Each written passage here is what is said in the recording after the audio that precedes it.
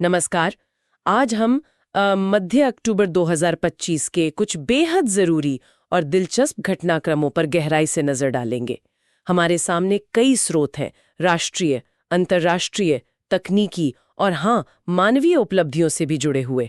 हमारा मकसद सिर्फ खबरें दोहराना नहीं है, बिल्कुल नहीं, बल्कि इन स्रोतों से वो खास बातें निकालना है जो हमें बड़ी तस्वीर समझने में मदद करें। आज हम देखेंगे कि कैसे भारत अंतरिक्ष और जमीन दोनों पर तकनीकी छलांग लगा रहा है। हाँ, बिल्कुल। कैसे दुनिया के कुछ हिस्सों में तनाव बरकरार है तो कहीं कूटनीति नए रास्ते तलाश रही है, सही कहा। और कैसे कुछ असाधारण उपलब्धियां भी दर्ज हुई हैं। तो चलिए शुरू करते हैं भारत की तकनीकी महत्वाकांक्षाओं से जो आसमान छू रही हैं।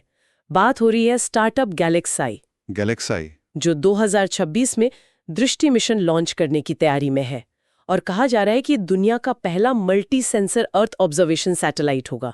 सुनने में तो ये बहुत प्रभावशाली लगता है।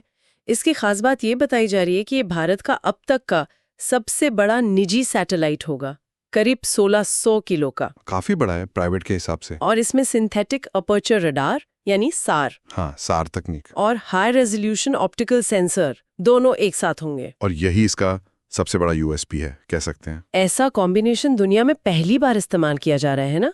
तो ये सिर्फ एक तकनीकी कारनामा है या इसके कुछ व्यवहारिक मायने भी हैं? नहीं, ये सिर्फ तकनीकी शोकेसिंग बिल्कुल नहीं है। इसका व्यवहारिक महत्व वो बहुत ज्यादा है। देखिए, सार और ऑप्टिकल सेंसर का एकीकरण ही इसकी असली ताकत है। समझिए, ऑप्टिकल सेंसर तो आम कैमरे की तरह है।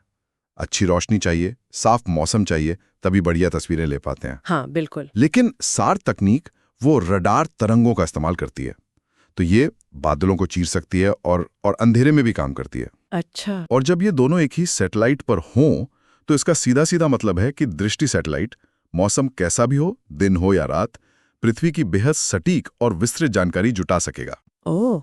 सोचिए, बाढ़ जैसी आपदा के समय बादलों के नीचे क्या स्थिति है, ये जानना कितना जरूरी है। हाँ, बिल्कुल। या रात में सीमाओं पर क्या हलचल है, या फिर खेती के लिए जमीन की नमी का सटीक आकलन करना हो, इन सब कामों में ये क्रांतिकारी बदलाव ला सकता है। और हाँ, ये भारत के प्राइवेट स्पेस सेक्टर की बढ़ती ताकत और परिपक्वता का भी एक बड़ा सबूत है। ये दिलचस्प है कि कैसे प्राइवेट सेक्टर अब अंतरिक्ष जैसे जटिल क्षेत्र में इतनी बड़ी भूमिका निभा रहा है। हाँ, ये ट्रेंड बढ़ रहा है। और ये महत्वाकांक्षा सिर्फ आसमान तक ही सीमित नहीं लगती, जमीन पर भी तकनीक को लेकर काफी कुछ हो रहा है। जैसे हैदराबाद में भारत का पहला सेमीकंडक्टर इनोवेशन म्यूजियम खुला है। हाँ, ये भी काफी महत्वपूर्ण डेवलपमेंट है। क्या ये सिर्फ एक म्यूजियम है या इसका कोई बड़ा रणनीतिक महत्व भी है? देखिए, इसे सिर्फ एक म्यूजियम की तरह देखना शायद ठीक नहीं होगा। इसे T chip technology chip innovation programme ने शुरू किया है।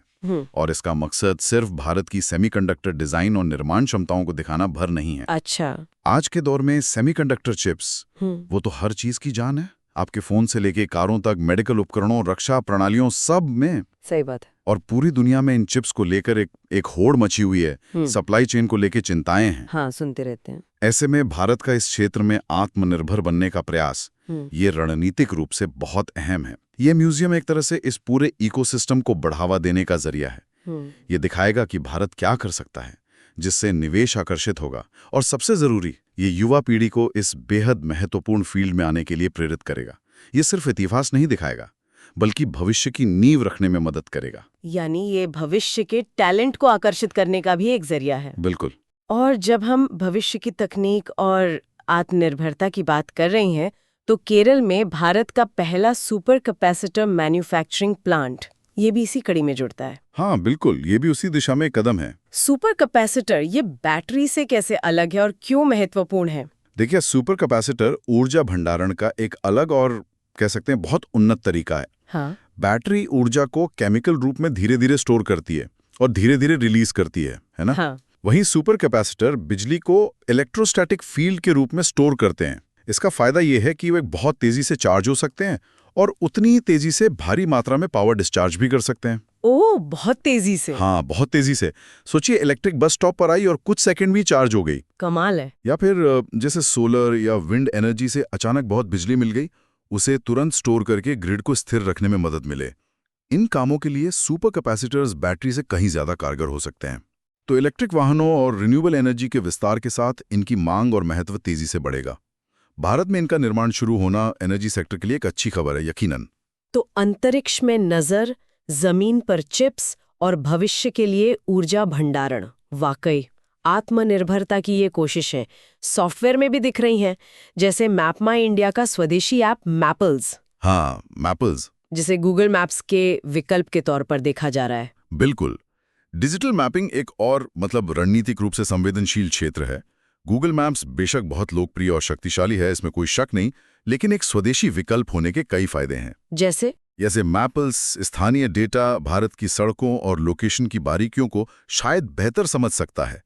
इसमें 3D जंक्शन व्यू जैसे फीचर्स दिए गए हैं जो भारतीय ड्राइविंग स्थितियों में काफी उपयोगी हो सकते हैं। ये सिर्फ एक ऐप नहीं है, बल्कि डिजिटल स्पेस में आत्मनिर्भरता और एक विकल्प तैयार करने का प्रयास है। और इसी तरह की एक और खबर थी, भारतीय वैज्ञानिकों ने प्रत्युष नाम का एक क्रेडिट कार्ड साइज का कंप्यूटर विकसित किया है ब्रह्मांड के शुरुआती आवाजों को समझने के लिए। हाँ, प्रत्युष ये कंप्यूटेशनल विज्ञान में भारत की प्रगति को दिखाता है। इतने छोटे आकार में इतनी शक्तिशाली कंप्यूटिंग क्षमता, ये खगोल भौतिकी जैसे जटिल क्षेत्रों में रिसर्च के नए रास्ते खोल सकती है। वैश्विक कनेक्टिविटी की भी बात है। मेटा ने अपनी अंडर सी केबल परियोजना वाटरवर्थ के लिए भारत में लैंडिंग स्थल चुने हैं, विशाखापट्टनम और मुंबई। ये केबल अमेरिका, भारत, ब्राजील और दक्षिण अफ्रीका को जोड़ेगी। बिल्कुल। अंडरसी केबल्स अंतर्राष्ट्रीय डेटा ट्रांसफर के लिए समझिए जीवन रेखा है।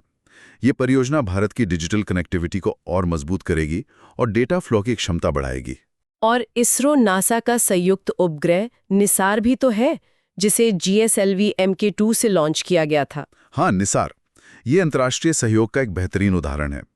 निसार पृथ्वी की सतह में होने वाले बेहद सूक्ष्म परिवर्तनों का अध्ययन करेगा, जो भूकंप, ज्वालामुखी और जलवायु परिवर्तन जैसी चीजों को समझने में बहुत मदद करेगा। तो ये तो हुई तकनीक की बातें। काफी कुछ हो रहा है इस क्षेत्र में। हाँ, वाकई। चलिए अब तकनीक की दुनिया से निकलकर भू राजनीति कर कुछ जटिल मामलों पर नजर डालते हैं। दक्षिण चीन सागर अक्सर सुर्खियों में रहता है और हाल ही में थीटू आइलैंड फिर चर्चा में आया। थीटू। यहाँ फिलीपींस और चीन के जहाजों के बीच टक्कर की खबर आई। ये छोटी सी घटना क्या किसी बड़े तनाव का संकेत है? देखिए, दक्षिण चीन सागर दुनिया के सबसे व्यस्त और सबसे विवादित समुद्री व्यापार मार्गों में से एक है। ये समझना जरूरी है। यहाँ कई छोटे छोटे द्वीप और चट्टाने हैं जिन पर चीन, Philippines, Vietnam, Malaysia, Taiwan, Brunei कई देश अपना अपना दावा करते हैं। हाँ, ये तो पता है। थीटू आइलैंड, जिसे फिलीपींस पगासा कहता है, वो फिलीपींस के नियंत्रण में है, लेकिन चीन समेत कई और देश भी इस पर दावा करते हैं। असल में इस क्षेत्र में चीन लगातार अपनी सैन्य उपस्थिति और दावेदारी बढ़ा रहा है।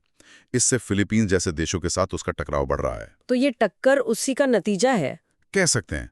जहाजों की टक्कर जैसी घटनाएं सुनने में छोटी लग सकती हैं, लेकिन ये उस बढ़ते तनाव, दावों के टकराव और सबसे महत्वपूर्ण नेविगेशन की स्वतंत्रता, यानी जहाजों के बिना रोक-टोक आने जाने के अधिकार पर उठते सवालों का प्रतीक है। ये घटनाएं दिखाती हैं कि ये क्षेत्र कितना संवेदनशील है और यहाँ जरा सी चिंगारी भी तनाव बढ़ा सकती है। स्रोतों के अनुसार स्थिति काफी नाजुक बनी हुई है वहाँ। यानी एक जटिल और विस्फोटक स्थिति है। बिल्कुल। दूसरी तरफ भारत भी एक जटिल पड़ोसी अफगानिस्तान के साथ अपने रिश्तों को साधने की कोशिश कर रहा है। हाल ही में भारत ने काबुल में अपना दूतावास फिर से खोलने का फैसला किया, लेकिन साथ ही मान्यता के बिना संपर्क, एंगेजमेंट विदाउट रिकॉग्निशन की नीति अपनाने की बात कही। हाँ, ये टर्म इस्तेमाल हुआ है। इस नीति का ठीक मतलब क्या है, ये थोड़ा समझाएंगे? ये एक बहुत ही नपीतुली कूटनीतिक भाषा और रणनीति है। इसका सीधा मतलब यह है कि भारत अफगानिस्तान पर शासन कर रहे तालिबान को औपचारिक रूप से एक वैध सरकार के तौर पर मान्यता, रिकॉग्निशन नहीं दे रहा है। अच्छा। लेकिन साथ ही भारत ये भी समझता है कि अफगानिस्तान में जमीनी हकीकत तालिबान का नियंत्रण है और वहां के लोगों से संपर्क बनाए रखना, मानवीय सहायता पहुंचाना और अपने रणनीतिक हितों जैसे आतंकवाद पर नजर रखना, इन सब के लिए तालिबान के साथ एक कामकाजी स्तर का संवाद रखना जरूरी है। समझ रही हूँ। तो मान्यता के बिना संपर्क का मतलब है हम आपको सरकार नहीं मानते, लेकिन व्यवहारिक जरूरतों के लिए आपसे बात करेंगे। ये एक तरह का संतुलन साधने का प्रयास है, जहां भारत अपने सिद्धांतों पर भी कायम रहना चाहता है और जमीनी हकीकत को भी नजरअंदाज नहीं कर रहा। कई और देश भी अफगानिस्तान के मामले में कमोबेश यही रास्ता अपना रहे हैं। ये दिखाता है कि आज की दुनिया में कूटनीति कितनी जटिल हो गई है। ये वाकई एक बारीक लाइन पर चलने जैसा है। हाँ बिल्कुल। अंतर्राष्ट्रीय पटल पर एक और खबर, अमेरिका के पूर्व राष्ट्रपति डोनाल्ड ट्रंप को इजराइल का सर्वोच्च नागरिक सम्मान Israeli presidential medal of honour दिए जाने की बात है। वजह बताई गई गाजा युद्ध विराम में मध्यस्थता और इजरायली बंधकों की रिहाई में उनकी भूमिका। देखिए, ये पुरस्कार अक्सर किसी देश के साथ संबंधों को मजबूत करने या किसी विशेष योगदान को मान्यता देने के लिए दिए जाते हैं। यहाँ जो कारण बताया गया है वो उस समय की जटिल भू-राजनीतिक स्थिति और उसमें निभाई गई कथित भूमिका से जुड़ा है। और भारत को भी है। 7वीं बार संयुक्त राष्ट्र मानवाधिकार परिषद यानी UNHRC का सदस्य चुना गया है 2026 से 2028 तक के लिए। हाँ, ये भारत के लिए एक महत्वपूर्ण उपलब्धि है। UNHRC वैश्विक मानवाधिकार मानकों को बढ़ावा देने और उनकी निगरानी करने वाला प्रमुख निकाय है। इसमें कुल 47 सदस्य होते हैं, 3 साल के लिए चुनाव होता है, मुख्यालय जिनेवा में है। भारत का फिर से चुना जाना वैश्विक मंच पर उसकी भूमिका और प्रभाव को दर्शाता है। गुटनिरपेक्ष आंदोलन NAM की भी बैठक हुई कंपाला, युगांडा में। 19वीं मध्यावधि मंत्री स्तरीय बैठक। हाँ, NAM शीत युद्ध के दौर में इसकी स्थापना हुई थी। आज की दुनिया में इसकी प्रासंगिकता पर बहस होती रहती है, लेकिन ये विकासशील देशों के लिए अपनी आवाज उठाने का एक मंच अभी भी बना हुआ है। यहाँ भारतीय प्रतिनिधिमंडल का नेतृत्व विदेश राज्य मंत्री कीर्तिवर्धन सिंह ने किया। अच्छा। एक छोटी लेकिन उल्लेखनीय खबर, आर्मेनिया ने IUCN यानी अंतर्राष्ट्रीय प्रकृति संरक्षण संघ की सदस्यता ली है। हाँ, IUCN जैव विविधता संरक्षण के क्षेत्र में एक प्रमुख वैश्विक संगठन है। रेड लिस्ट यही जारी करता है। आर्मेनिया का जुड़ना वैश्विक संरक्षण प्रयासों में एक और साथी का शामिल होना है। अच्छी बात है। दूसरी तरफ उत्तर कोरिया ने अपनी सबसे शक्तिशाली अंतर्महाद्वीपीय बैलिस्टिक मिसाइल हवासोंग-20 का अनावरण किया है। ये चिंता का विषय है। उत्तर कोरिया का मिसाइल कार्यक्रम क्षेत्रीय और वैश्विक सुरक्षा के लिए हमेशा से चिंता का विषय रहा है। इस तरह के अनावरण उसकी सैन्य क्षमताओं का प्रदर्शन और एक रणनीतिक संदेश देने का प्रयास होते हैं। खैर, इन भू-राजनीतिक तनावों और जटिलताओं के बीच कुछ अच्छी और प्रेरणादायक खबरें भी हैं। हाँ, बिल्कुल होनी चाहिए। सार्वजनिक स्वास्थ्य के क्षेत्र में मालदीव्स ने एक असाधारण उपलब्धि हासिल की है। मां से बच्चे में HIV, सिफिलिस और हेपेटाइटिस B, इन 3 संक्रमणों को पूरी तरह खत्म करने वाला दुनिया का पहला देश बन गया है। ये बहुत बड़ी बात है, सच में एक ऐतिहासिक उपलब्धि। इसे ट्रिपल एलिमिनेशन कहा जा रहा है। कितना मुश्किल होता है, खासकर विकासशील देशों के लिए। हाँ। मालदीव ने ये कर दिखाया है। उसे पहले 2019 में HIV और सिफिलिस के लिए WHO से मान्यता मिली थी और अब अक्टूबर 2025 में हेपेटाइटिस B के लिए भी मिल गई। वाह! ये सिर्फ एक स्वास्थ्य आंकड़ा नहीं है, ये इस बात का सबूत है कि अगर राजनीतिक इच्छा शक्ति हो, स्वास्थ्य व्यवस्था मजबूत हो, गर्भवती महिलाओं की व्यापक जांच और इलाज सुनिश्चित किया जाए और समुदाय का साथ मिले, तो ऐसे मुश्किल लक्ष्य भी हासिल किए जा सकते हैं। ये दुनिया भर के देशों के लिए, खासकर सीमित संसाधनों वाले देशों के लिए एक बहुत बड़ी प्रेरणा है। ये दिखाता है कि सार्वजनिक स्वास्थ्य में निवेश का कितना सकारात्मक असर हो सकता है। वाकई ये सुन के बहुत अच्छा लगा। हाँ। और राष्ट्रीय स्तर पर भी कुछ सकारात्मक बातें हैं। 15 अक्टूबर को विश्व छात्र दिवस मनाया गया। हाँ, डॉक्टर कलाम की जयंती पर। बिल्कुल, भारत के पूर्व राष्ट्रपति और महान वैज्ञानिक डॉक्टर APJ अब्दुल कलाम की जयंती पर 2025 की थीम थी छात्रों को नवाचार और परिवर्तन के वाहक के रूप में सशक्त बनाना। बहुत प्रासंगिक थीम है। डॉक्टर कलाम शिक्षा और युवाओं को सशक्त बनाने के प्रबल समर्थक थे। ये दिन और इसकी थीम छात्रों को समाज में सकारात्मक बदलाव लाने के लिए प्रेरित करने के महत्व को रेखांकित करती है। इसी तरह असम सरकार ने युवाओं के लिए CM फ्लाइट, हाँ, पूरा नाम है chief ministers foreign language initiative for global human talent. अच्छा, नाम से ही उद्देश्य साफ है। बिल्कुल, युवाओं को जापानी जैसी विदेशी भाषा और जरूरी स्किल सिखाना, खासकर जापान में रोजगार के लिए। ये एक अच्छा उदाहरण है कि कैसे राज्य सरकारें अब ग्लोबल जॉब मार्केट की जरूरतों के हिसाब से स्किल डेवलपमेंट पर ध्यान दे रही हैं। भाषा और सॉफ्ट स्किल्स आज के वैश्विक माहौल में बहुत जरूरी हैं। और रक्षा क्षेत्र में भी एक मील का पत्थर, squadron leader Shivangi Singh Shivangi Singh. Qualified flying instructor batch पाने वाली भारत की पहली महिला फाइटर पायलट बन गई हैं। वो भारत की पहली महिला राफेल फाइटर पायलट भी हैं। हाँ, ये जबरदस्त उपलब्धि है। ये भारतीय सशस्त्र बलों में महिलाओं के लिए एक और क्या कहते हैं बाधा को तोड़ता है। ये न केवल व्यक्तिगत उपलब्धि है बल्कि लैंगिक समानता और लाखों लड़कियों के लिए प्रेरणा का प्रतीक भी है। बिल्कुल। अच्छा, वित्त के क्षेत्र में देखें तो भारत सरकार ने 16वें वित्त आयोग का कार्यकाल 30 नवंबर तक बढ़ा दिया है। कार्यकाल बढ़ाया गया है। वित्त आयोग ये संविधान के अनुच्छेद 280 के तहत बनता है और केंद्र राज्य के बीच राजस्व बंटवारे पर सिफारिशें देता है। हाँ, 16वें आयोग के अध्यक्ष अरविंद पनगड़िया हैं। हाँ, और इसकी सिफारिशें 1 अप्रैल 2026 से 2031 तक लागू होंगी। वित्त आयोग भारत के राजकोषीय संघवाद फिस्कल फेडरलिज्म की आधारशिला है। तो कार्यकाल क्यों बढ़ाया गया होगा? हो सकता है ये सुनिश्चित करने के लिए कि आयोग सभी हितधारकों के साथ पर्याप्त परामर्श कर सके और व्यापक सिफारिशें दे सके। अक्सर ऐसा होता है। एक परियोजना भी चर्चा में थी, किरू जल विद्युत परियोजना। हाँ, किरू हाइड्रो प्रोजेक्ट। ये जम्मू कश्मीर के किश्तवाड़ जिले में चिनाब नदी पर है। 624 मेगावाट क्षमता। ऊर्जा सुरक्षा के लिए महत्वपूर्ण है। बिल्कुल, ऊर्जा सुरक्षा और क्षेत्र के विकास के लिए महत्वपूर्ण है। हालांकि बड़ी जल विद्युत परियोजनाओं के पर्यावरणीय और सामाजिक पहलुओं पर भी हमेशा ध्यान देना जरूरी होता है। सही कहा। 16 अक्टूबर को विश्व खाद्य दिवस भी मनाया गया, FAO का स्थापना दिवस। हाँ, फूड एंड एग्रीकल्चर ऑर्गेनाइजेशन। 2025 की थीम थी hand in hand for better foods and a better future. ये दिन दुनिया भर में भूखमरी और कुपोषण की चुनौती को याद दिलाता है और जैसा कि थीम से साफ है, बेहतर खाद्य प्रणालियों के लिए सामूहिक कार्रवाई का आह्वान करता है। महाराष्ट्र से भी एक खबर है, 5 समुद्र तटों को अंतर्राष्ट्रीय ब्लू फ्लैग प्रमाण पत्र मिला है। अच्छा, ब्लू फ्लैग ये डेनमार्क की संस्था FEE देती है, फाउंडेशन फॉर एनवायरमेंटल एजुकेशन। ये क्या होता है ब्लू फ्लैग?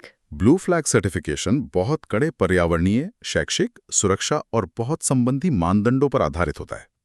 ये मिलना मतलब वो बीच बहुत साफ सुथरा, सुरक्षित और सस्टेनेबल तरीके से मैनेज किया जा रहा है। ये न केवल स्थायी पर्यटन को बढ़ावा देता है बल्कि तटीय पारिस्थितिकी तंत्र के संरक्षण के महत्व को भी दर्शाता है।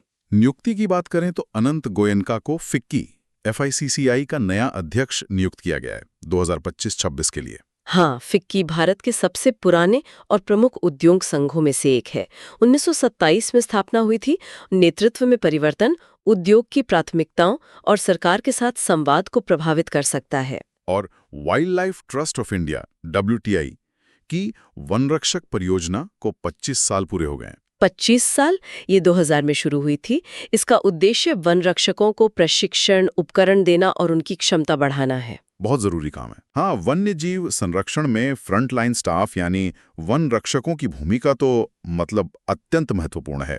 ये परियोजना उनके अथक प्रयासों को समर्थन देने की महत्ता को उजागर करती है। भारत और दक्षिण कोरिया के बीच एक द्विपक्षीय नौसेना अभ्यास भी हुआ, इनरॉकिन। पहला संस्करण था दक्षिण कोरिया के बुसान में। इस तरह के द्विपक्षीय अभ्यास सैन्य सहयोग, इंटरऑपरेबिलिटी यानी एक दूसरे के सिस्टम के साथ काम करने की क्षमता, इसे बढ़ाने और रणनीतिक साझेदारी को मजबूत करने में मदद करते हैं। प्रधानमंत्री मोदी जी ने भी 12 अक्टूबर को 2 कृषि योजनाएं शुरू की। PM धन धान्य कृषि योजना। हाँ, 24,000 करोड़ का आवंटन है इसमें। और दालों में आत्मनिर्भरता मिशन। ये योजनाएं कृषि क्षेत्र में निवेश बढ़ाने और विशेष रूप से दालों जैसी आवश्यक वस्तुओं में आत्मनिर्भरता हासिल करने पर सरकार के फोकस को दर्शाती हैं। और प्रधानमंत्री मत्स्य संपदा योजना के तहत नागालैंड के पहले इंटीग्रेटेड एक्वा पार्क की भी आधारशिला रखी गई। ये मत्स्य पालन क्षेत्र को आधुनिक बनाने और पूर्वोत्तर जैसे क्षेत्रों में आजीविका के अवसर पैदा करने के प्रयासों का हिस्सा है। एक और खबर दिल्ली NCR से। सुप्रीम कोर्ट ने पटाखों पर अस्थायी ढील देते हुए केवल ग्रीन पटाखों की बिक्री और उपयोग की अनुमति दी थी कुछ दिनों के लिए। हाँ, ये ग्रीन पटाखे नीरी द्वारा प्रमाणित होते हैं और दावा है कि ये कम प्रदूषण करते हैं। ये फैसला क्या दिखाता है? ये फैसला सार्वजनिक स्वास्थ्य, विशेष रूप से वायु प्रदूषण और पारंपरिक प्रथाओं के बीच एक संतुलन बनाने के प्रयास को दर्शाता है। ग्रीन पटाखे इस दिशा में एक तकनीकी समाधान प्रस्तुत करते हैं, हालांकि उनकी प्रभावशीलता पर बहस जारी रहती है। चलिए अब कुछ पुरस्कारों और व्यक्तित्वों पर एक नज़र डाल लेते हैं। सुराली सेन गुप्ता को भारतीय रिजर्व बैंक आरबीआई की नई कार्यकारी निदेशक यानी एग्जीक्यूटिव डायरेक्टर नियुक्त किया गया है। हाँ, आरबीआई में कार्यकारी निदेशक एक महत्वपूर्ण पद होता है जो केंद्रीय बैंक के विभिन्न कार्यों के प्रबंधन में भूमिका निभाता है। खेल जगत से भारत की पहली फ्रेंचाइजी आधारित तीरंदाजी प्रीमियर लीग 2025 का खिताब राजपूताना रॉयल्स ने जीता। अच्छा, तीरंदाजी लीग भी। क्रिकेट के अलावा अन्य खेलों में भी लीग प्रारूप की सफलता भारत में खेल परिदृश्य के विविधीकरण का संकेत है। अच्छी बात है। यूनेस्को ने चोरी हुई सांस्कृतिक वस्तुओं का दुनिया का पहला आभासी संग्रहालय वर्चुअल म्यूजियम लॉन्च किया है। ये बहुत ही अनोखी पहल है। इसे स्पेन के बार्सिलोना में मोंडिया कल्ट 2025 सम्मेलन में लॉन्च किया गया। हाँ, यूनेस्को का मुख्यालय पेरिस में है। सांस्कृतिक विरासत की चोरी एक गंभीर वैश्विक समस्या है।